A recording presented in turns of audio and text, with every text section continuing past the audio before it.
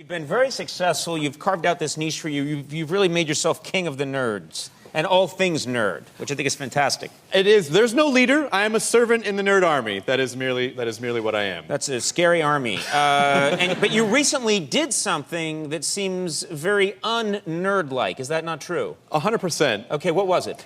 All right, so the Dodgers do this thing called Star Wars Night, where everyone comes dressed. So far, already. still pretty nerdy. I'm like, let's hear about your cool, un-nerdy That thing. was my in. It starts with Star Wars. That's right. That was my in.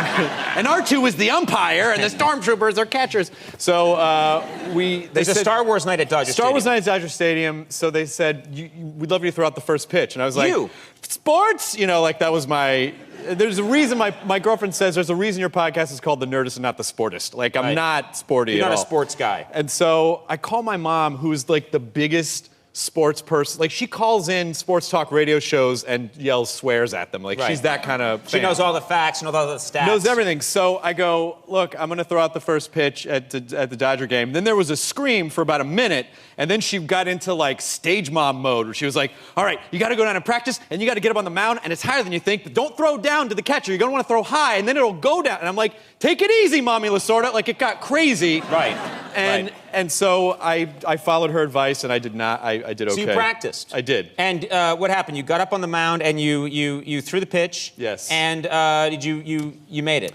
I'm happy to report the ball went high and wide, which is way better than in the dirt. Right. And I got so excited that I didn't wing the ball into the dirt that I ran from the mound and jumped onto the catcher and just wrapped my limbs around him. Do we have a picture? I think we got a picture. I'm afraid we might. Oh, yeah. Look at that. That's how excited I was. I like that there's a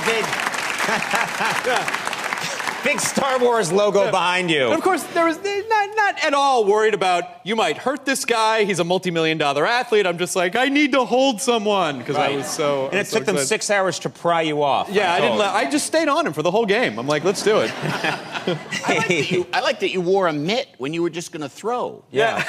I know. Well, what did you think he was going to, like, surprise you by throwing it back? Andy, I don't know sports. I might have brought a hockey stick. Like, I don't know how this stuff works. Right. I'm just glad I got the right wanted sport. Anything to butcher up. Exactly. Yeah. Now tell us, we must ask you, Dark Knight Rises. Yes. The special screening, the premiere, I guess, is tonight. Yeah, This soon. is when, and it's, I think because this show starts at 11, and it's now, oh, come on.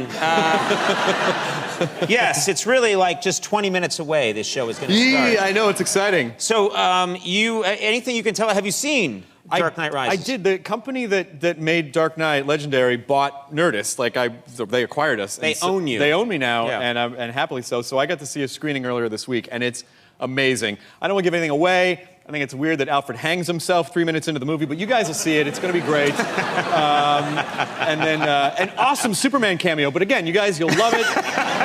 I would still go see it. Yeah, I would still go see it. So it's a lot of fun. People would hate you so much so mad if you gave stuff away. Yeah, exactly.